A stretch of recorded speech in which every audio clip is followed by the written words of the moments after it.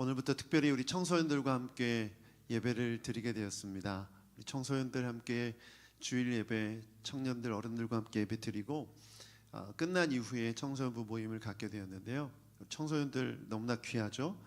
대표기도 하실 때 청년부까지만 언급해 주셨는데 다음 주부터 우리 임직자들은 청소년들을 꼭 언급해 주시기를 부탁드립니다.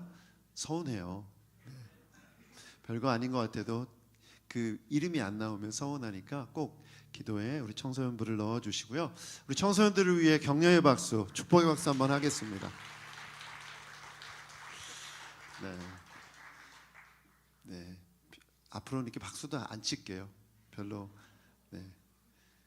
그러나 우리 청소년들을 위한 기도 멈추지 않는 교회가 되길 축복합니다. 오늘 우리에게 주신 말씀 함께 읽겠습니다. 누가복음 1장 5절부터 13절까지 말씀인데 저와 함께 교독하겠습니다. 누가복음 1장 5절 제가 먼저 읽겠습니다. 유대왕 헤롯 때에 아비아조에 배속된 제사장으로서 사가랴라고 하는 사람이 있었다. 그의 아내는 아론의 자손인데 이름은 엘리사벳이다. 그 두 사람은 다 하나님 앞에서 의로운 사람이어서 주님의 모든 계명과 규율을 흠잡을 데 없이 잘 지켰다. 그런데 그들에게는 자녀가 없었다. 엘리사벳이 임신을 하지 못하는 여자이고 두 사람은 다 나이가 많았기 때문이다. 사가랴가 자기 조의 차례가 되어서 하나님 앞에서 제사장의 직분을 담당하게 되었다. 어느 날 제사직의 관례에 따라 제비를 뽑았는데 그가 주님의 성소에 들어가 분향하는 일을 맡게 되었다. 그가 분향하는 동안에 온 백성은 다 밖에서 기도하고 있었다. 그때 주님의 천사가 사가랴에게 나타나서 분향하는 제단 오른쪽에 섰다. 그는 천사를 보고 놀라서 두려움에 사로잡혔다. 함께 읽겠습니다. 천사가 그에게 말하였다. 사가랴야, 두려워하지 말라. 내 간구를 주님께서 들어주셨다. 내 아내 엘리사벳이 너에게 아들을 낳아줄 것이니 그 이름을 요한이라고 하여라. 아멘. 오늘 예배에 나오신 모든 분들 다시 한번 주님의 이름으로 환영하고 축복합니다. 청소년들 축복합니다. 우리 청년들 축복합니다. 우리가 오늘 함께 들어야 될 말씀은 성탄을 준비하며 주시는 말씀입니다. 이 말씀을 통해서 여러분 마음 가운데 예수 그리스도의 탄생의 은혜가 있기를 축복합니다. 벌써부터 캐롤이 들려오고 있죠. 커피를 마시러 커피숍에 갔더니 캐롤이 계속 나오고 있더라고요. 벌써 성탄 트리가 세워졌고 곳곳에 메리 크리스마스라는 문구가 눈에 띕니다.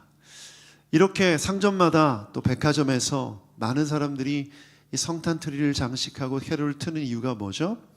장사하기 위해서, 물건을 팔기 위해서죠.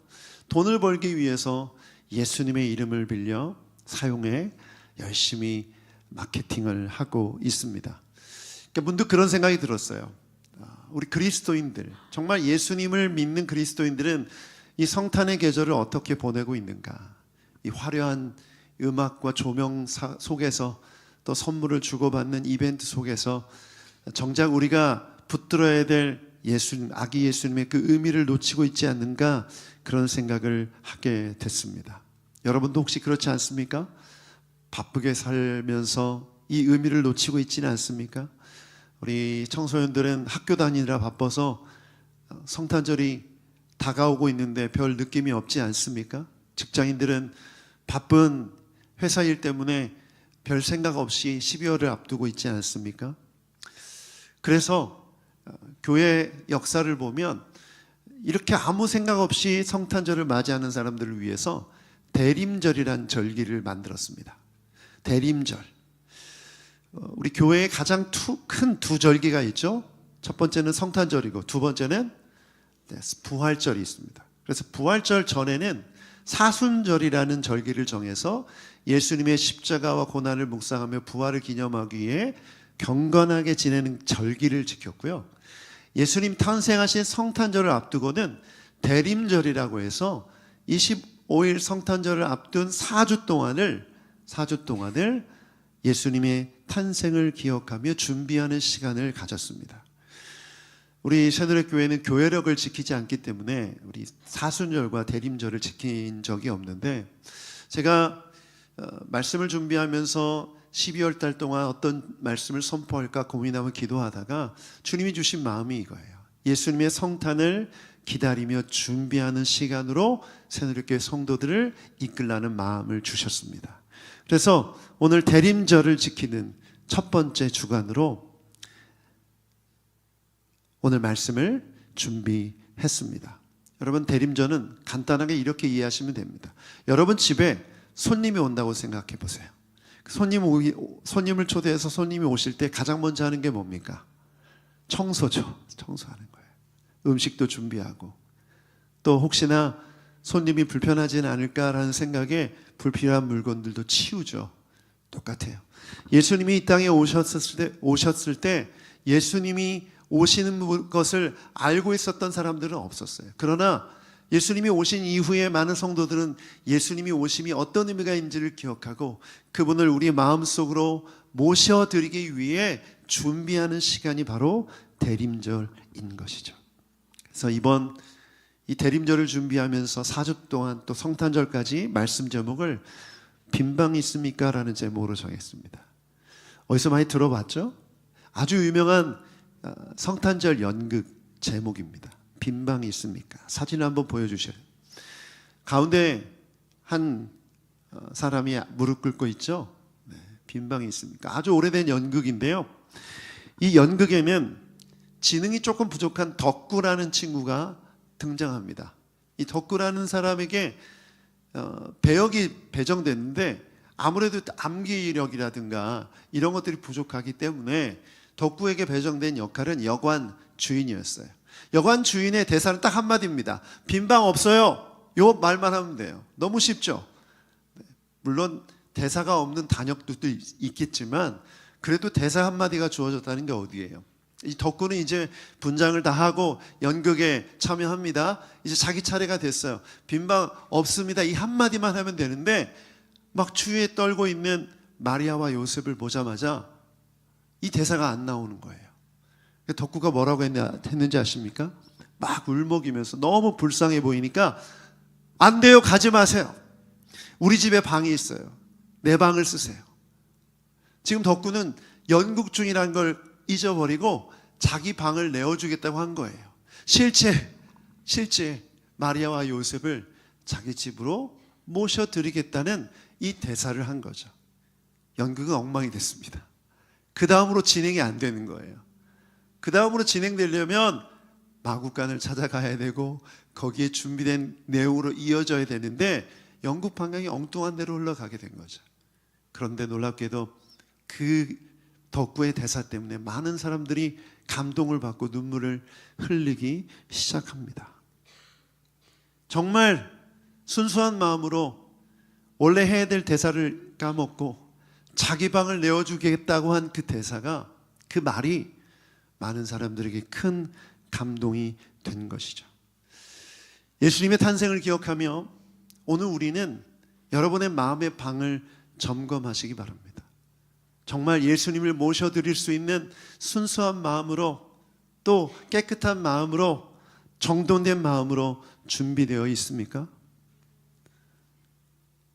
또는 아예 예수님을 향한 마음이 닫혀있는 분들이 계시지는 않습니까? 오늘 함께 읽은 사가랴, 본문에 나타난 사가랴는 사람이 예수님을 향해 마음이 닫혀있는 사람이었습니다. 사가랴와 엘리사벳은 어떤 사람이었냐면 소위 말하면 요즘 같은 세상에선 인싸입니다. 인싸, 핵인싸. 청소년들이 이해하기에 도움이 되도록 나름 노력해봤습니다. 이런 데 좀 한번 웃어주세요, 청소년 여러분. 네, 피식이라도 웃어주셔서 감사합니다. 핵인싸였어요. 또 우리가 잘 아는, 청소년들이 잘 아는 엄친아, 너무나 정말 네, 어른들이 웃으시니까 더 좋네요. 너무나 스펙이 좋아요. 제사장이었고, 또 6절을 보면 하나님 앞에서 의로운 사람이라고 칭찬받습니다. 6절 함께 읽어볼까요? 시작. 그 두 사람은 다 하나님 앞에서 의로운 사람이어서 주님의 계명과 규율을 흠잡을 데 없이 잘 지켰다. 태생도 훌륭하고 또 스펙도 좋고 다른 사람들이 볼 때 말씀을 잘 지키는 의로운 사람처럼 보였던 것이죠. 그런데 그들에게는 아주 큰 상처가 있었어요. 7절을 보면 그러나라는 접속사가 등장하면서 이렇게 기록됩니다. 읽어보죠. 시작. 그런데 그들에게는 자녀가 없었다. 엘리사벳이 임신을 하지 못하는 여자이고 두 사람은 다 나이가 많았기 때문이다. 그들에게 자녀가 없었다. 여러분, 이 말은 무엇이냐면 다른 사람들은 평범하게 다 누리는 행복이 그들에게는 없었다라는 거예요. 그들이 의로운 사람이었고 소위 엄친아였고 또 핵인싸였지만 그들 마음속에는 불행하는 자신만의 아픔이 있었던 것이죠. 아마 그런 원망이 있었을지 모르겠어요. 하나님, 이렇게 내가 의롭게 사는데 열심히 살려고 노력하는데 내가 이렇게 훌륭한 사람인데 나름 왜 주님 나에게 아이를 주시지 않습니까? 왜 이런 어려움을 주십니까? 이런 생각을 하고 있었는지 모릅니다. 이런 생각이 들죠. 자녀가 없을 수 있지 않나. 요즘은 아이를 낳지 않는 분들도 계시는데, 일부러 의도적으로 낳지 않는 분들도 계시는데 이게 무슨 큰 흠이라고. 여러분, 그 당시 세상 사람들이 생각하는 사고방식에는 이런 생각이 있었어요. 결혼해서 살아가는데 아이가 없다. 그러면 이걸 어떻게 이해했냐면, 그런가 보다가 아니라 하나님의 저주를 받았다. 이렇게 생각했어요. 요즘은 이렇게 생각하면 안 됩니다, 여러분. 그들은 모두가 그렇게 생각하기 때문에 그런 생각들 때문에 엘리사벳도 그렇고 사가랴도 그렇고 마음이 힘들고 어려웠던 것이죠. 그들이 이 문제를 놓고 기도하지 않았을까요? 당연히 기도했겠죠. 당연히. 아이가 정말 자신의 가정 가운데 오기를 위해서 간절히 소망하며 기도했을 거예요. 그런데 점점 나이는 들기 시작했고 이제는 임신할 수 없는 정도의 나이가 되어버린 것입니다. 그래서 더 이상 이 문제에 대해서는 들춰내고 싶지 않았던 거예요. 제가 미국에 있을 때 한 분의 초대를 받아서 그 집에 방문했던 기억이 있는데요. 미국의 주택 구조를 보면 우리나라와 다르게 상당히 큽니다. 땅재차게 크고요. 그 위에 세워진 그 건물, 집 또한 굉장히 큽니다. 수영장이나 정원은 기본이고요. 들어가는데 굉장히 꽤 오래 걸리는 집들도 있어요. 가서 집 구경을 하는 게 1차 첫 번째 이제 투어입니다. 그러면 집주인분이 저에게 구경을 시켜주는 거예요. 1층, 2층 혹은 3층까지. 방이 엄청나게 많습니다. 정말 좋은 집들, 그런 집에 사는 분들이 꽤 많아요. 그런데 그런 집에도 손님들에게 보여주지 않는 방이 있죠. 그 방에는 뭐가 있어요? 운동하려고 샀다가 더 이상 운동하지 않는 러닝머신, 또 악기 한번 배우려고 악기 샀다가 포기하고 넣어둔 악기 케이스, 남들에게 공개하고 싶지 않은 깨어진 것들, 부서진 것들, 그런 것들이 가득 찬 창고 방이 있겠죠. 마치 그런 것처럼 우리가 삶을 살아가면서 우리의 삶 속에 이건 더 이상 내가 보고 싶지 않아, 내가 생각하고 싶지 않아, 들춰내고 싶지 않아 라는 문제들을 내 마음의 방 한켠에 다 쌓아두고 문을 걸어 잠궈두었을 수 있습니다. 그런데 사가랴도 그런 방이 있었던 거죠. 하나님 앞에 자녀의 문제를 놓고 기도할 때 열심히 기도했지만 하나님이 들어주시지 않아서 이젠 더 이상 기대하지 말자. 기대하면 실망만 커지니까 하나님은 이런 문제는 안 들어주시나 보다, 이런 생각으로 그 방문을 닫아버린 그런 상태였던 것이죠. 젊은 날 눈물로 밤을 새우며 기도했을 것입니다. 하지만 아무리 해도 응답이 되지 않자 기도를 방에 넣어두고 잠가버린 것입니다. 사랑하는 성도 여러분, 청년 여러분, 청소년 여러분, 여러분에게도 이렇게 마음의 방에 처박아 둔 멈춰버린 기도가 있지 않습니까? 내가 신앙생활 열심히 하고 하나님의 뜻대로 살아갔는데 하나님이 들어주시지 않았던 그 문제, 그 아픔, 그 상처, 그 모든 것들을 한켠에 쌓아두고 먼지가 쌓인 그 방이 있지 않습니까? 우리에게 그런 방이 있듯이 그 방에 우리 주님은 들어가기를 원하십니다. 그 방문을 열기를 원하세요. 놀랍게도 그런 역사가 사가랴에게 일어났습니다. 사가랴가 제사장 직무를 수행하고 있는데 천사가 나타납니다. 13절에 충격적인 말을 합니다. 사가랴야 두려워하지 말라라. 내 간구를 주님께서 들어주셨다. 놀라운 말씀이죠. 여러분, 들어주셨다라는 표현을 보십시오. 과거형이죠. 들어주셨다는 거예요. 더 이상 기도하지 않는데 과거에 내가 기도했던 기도를 들어주셨다. 이렇게 천사가 말하고 있습니다. 사가랴는 지금 더 이상 자녀의 문제를 갖고 기도하고 있지 않습니다. 포기했습니다. 그런데 10년 전에, 20년 전에 젊었을 때 했던 그 기도를 기억하고 계시고 응답하신다는 것입니다. 사랑하는 여러분, 하나님께서는 우리 기도를 기억하시는 줄 믿습니다. 요즘 청년들과 청소년들에게 유행하는 단어가 있어요. 발음하기도 어려운데 일십이라고 들어보셨어요? 읽고 답장 안 하는 게 굉장히 큰 모욕, 또 뭐 화가 났다는 표시이더라고요. 한번 제 딸에게 제가 이렇게 해봤는데 일부러 한 건 절대 아니었습니다. 읽고 바빠서 답장을 안 했더니 전화가 왔더라고요. 왜 내 메시지를, 왜 카톡을 읽씹하냐고. 그래서 왜 이렇게 흥분하냐. 그럴 수도 있지, 바빠서 그럴 수도 있지라고 했더니 자기들 사이에서는 이게 굉장히 큰 문제더라고 그러더라고요. 청소년들 맞습니까? 맞으면 눈 한번 깜빡해 주세요.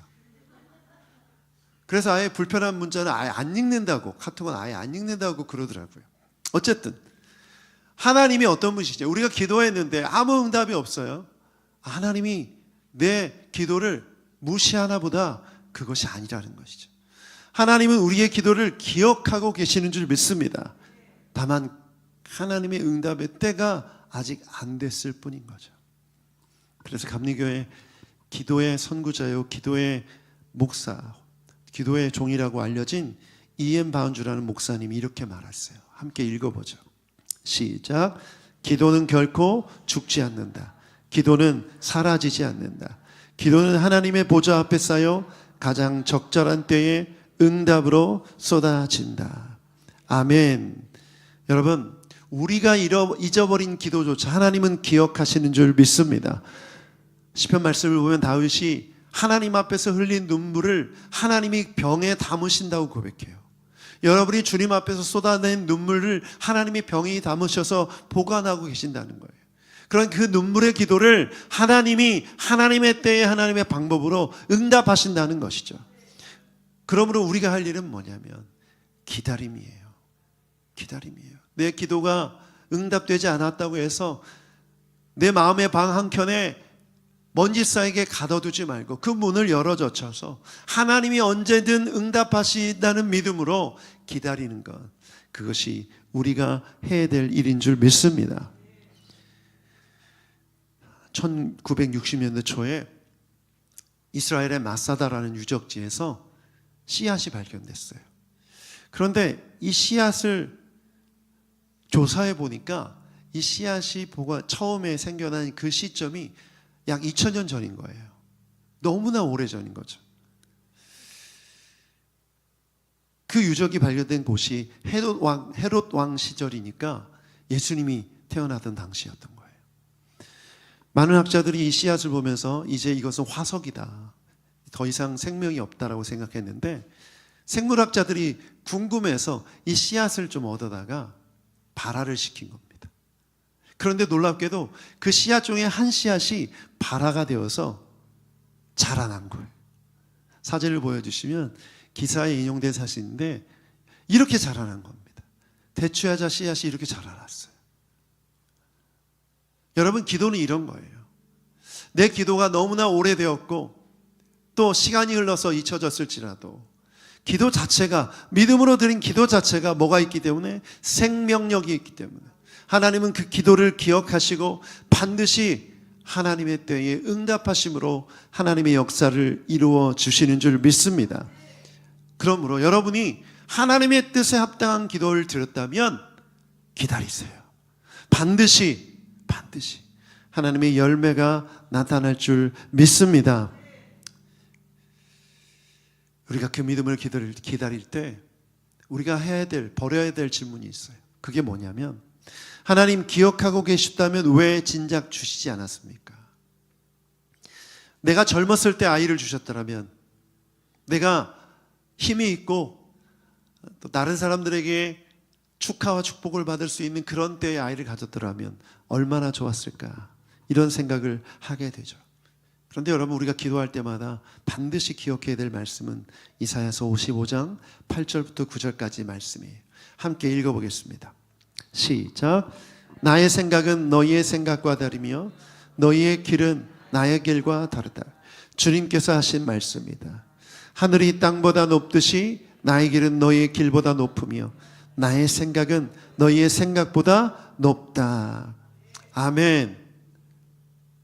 만약 사가랴가 젊었을 때 아이를 낳았다면 그저 평범한 가문의 아들로 살았을지도 모릅니다.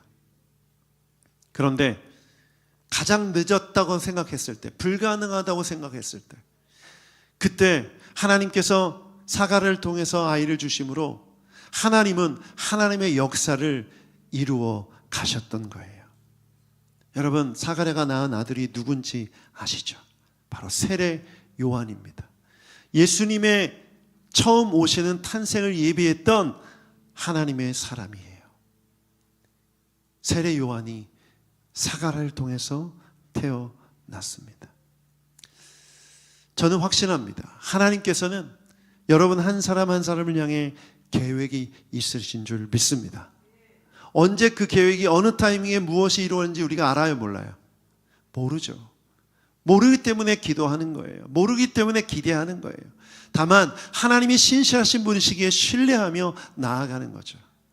그런 사람이 대표적으로 누구죠? 요셉이죠. 요셉이 총리가 되는 것, 그것은 하나님의 플랜, 계획이었던 거예요. 그 계획을 이루기까지 있었던 모든 이벤트들은, 모든 삶의 여정들은 요셉이 알 수가 없었어요.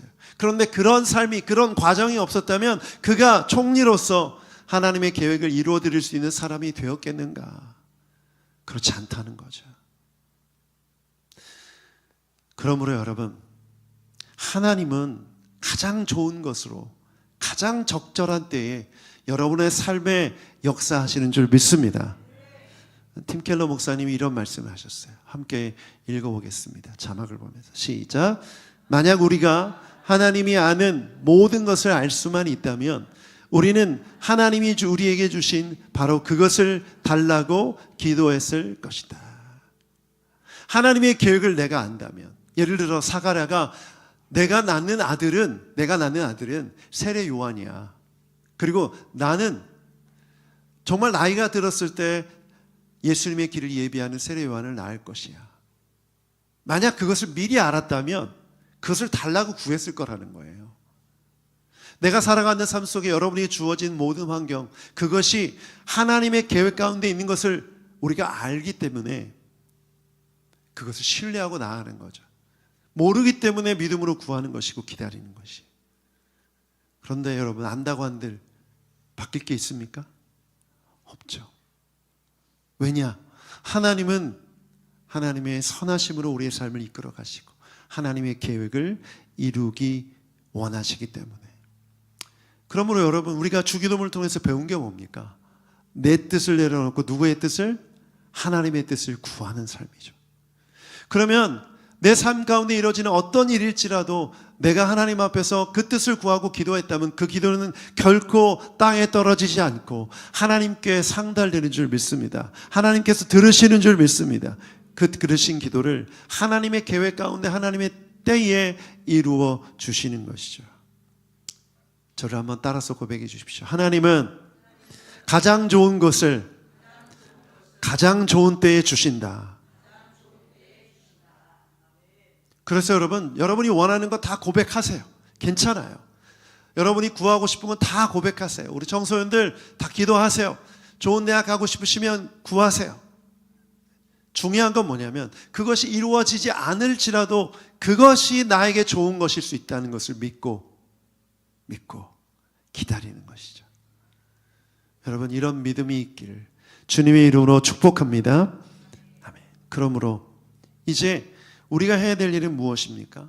우리의 마음의 잠금을 풀고 주님을 맞이하는 거예요. 여러분이 간절히 원했던 기도 제목, 지금은 기도하지 않고 포기하고 있었던 것들, 또 다른 사람에게 펼쳐 보이기 싫은 나의 과거와 나의 상처와 이런 것들 이제 주님 앞에 열어드리시길 바랍니다. 그러면 반드시 하나님의 때에 하나님은 말씀하실 거예요. 사가랴에게 찾아오셨던 것처럼 두려워하지 말라, 내 기도가 땅에 떨어지지 않았다. 내가 너를 통해서 나의 계획을 이룰 것이다. 그래서 오늘 여러분 덕구처럼 고백하셔야 돼요. 예수님, 제 방에 들어와 주십시오. 내 마음의 가장 깊은 방, 내가 누구에게도 열어주고 싶지 않았던 내 방에 들어오셔서 예수님의 마음, 예수님의 뜻 이루어 주십시오. 그래서 저는 이 대림절 첫 시작을 이렇게 시작했으면 좋겠습니다. 여러분 마음이 설렜으면 좋겠어요. 무엇 때문에? 예수님 때문에. 나를 위해 오신 예수님, 그 예수님 때문에 여러분의 마음이 다시 한번 흥분되고 기뻐지는 이런 성탄의 시즌이 되길 축복합니다. 무뎌진 마음, 포기한 마음, 답답한 마음, 그 마음의 방을 우리 예수님께 열어드릴 때 예수님이 찾아오셔서 여러분 삶에 놀라운 기적을 일으켜 주실 줄 믿습니다. 저는 어렸을 때 성탄절이 너무나 기다려졌어요. 성탄절을 기다려졌던 이유가 뭘까 생각해 봤더니 성탄절에 있었던 이벤트들이더라고요. 제가 중학교 시절에는 그때 열심히 찬양 연습을 하고 그 찬양을 발표하는 시간을 가졌어요. 문학제라고도 하죠. 중간중간에 솔로도 하고 뭐 신앙송도 하고, 그리고 끝나고 나면 이 메인 이벤트 선물 교환, 나는 어떤 선물을 받을까, 그 설레는 마음으로 선물 교환했던 그 기억이 나요. 그리고 고등학교 때는 성극을 준비했었던 기억이 나요. 제가 딱 봐도 예수님 역할 같지 않습니까? 주로 예수님 역할로 캐스팅이 됐었어요. 그러다 제가 음악을 전공하다 보니까 이 성극을 준비할 때마다 중요한 역할을 맡았던 기억이 나요. 그러면 내가 그 무대에 서서 노래 부르고 연극을 하고 그 모든 그 일들이 너무 기대가 되는 거예요. 그런데 그 기대가 완전히 깨지는 일이 벌어졌어요. 그게 뭐냐면 제가 무대에 서서 노래를 잘 부르고 내려왔는데 한 친구가 저한테 그렇게 얘기를 하는 거예요. 제가 없는 줄 알고 저에 대한 뒷담화를 한 거죠. 쟤는 뭔데 저렇게 매번 나와? 재수없다. 그 일 딱 듣는 순간 기분이 확 상하는 거예요. 그리고 제가 사춘기를 지나오면서 제 마음에 내가 이렇게 행사를 하고 찬양을 하고 무대를 하고 이러고 내려왔는데 마음이 너무 허전한 거예요, 속이. 그때 내가 정말 성탄절을 기뻐했던 이유가 뭘까? 지금 이렇게 돌아와서 생각해 보니까 그 분위기, 친구들과 함께 어울리고 연습하고 노래하고 또 칭찬받고 인정받고 그것이 좋았던 거지. 정말 예수님이 내 안에 오셔서 내 안에 있는 상처들과 내 안에 있는 두려움과 내 안에 있는 이 어려움들과 이 모든 것들을 보듬어 주시고 그것을 바꾸어서 기쁨이 되게 하셨던 그 감동과 은혜가 없었던 거죠. 그래서 오늘 우리는 이 부분을 생각해 봐야 될 것 같아요. 청소년들은 이 연말에 성탄의 시즌에 주고받는 선물들이나 우리가 경험하는 이벤트가 핵심이 아니라 우리 어른들은, 청년들과 어른들은 그저 또 1년에 한 번씩 반복되는 성탄일을 기권하는 무덤덤한 마음과 이미 예수님 믿고 구원받았으니 또 연말에 모임에 참석해야 되는 그 스트레스와 또 나가야 될 돈과 이런 걸로 이 시간을 보낼 것이 아니라 정말 우리를 위해, 우리를 구원하기 위해 오신 예수님, 그 예수님의 그 오심을 기뻐하며 즐거워함으로 여러분의 마음이 기뻐지는, 즐거워지는 성탄의 계절이 되길 축복합니다. 아멘. 저는 방에 들어왔을 때 캄캄한 방에 불을 탁 켜면 빛이 탁 들어오듯이 성탄절이 여러분의 어두운 마음이, 닫힌 마음의 문이 탁 열리게 되고 불이 켜지는 그런 놀라운 영적 스위치가 되길 축복합니다. 이제부터 이 스위치를 매일매일 켜세요. 그래서 우리 새누리교회 모든 성도들, 청소년과 청년들, 모든 성도들이 예수님의 성탄의 기쁨을 누리시길 주님의 이름으로 축복합니다.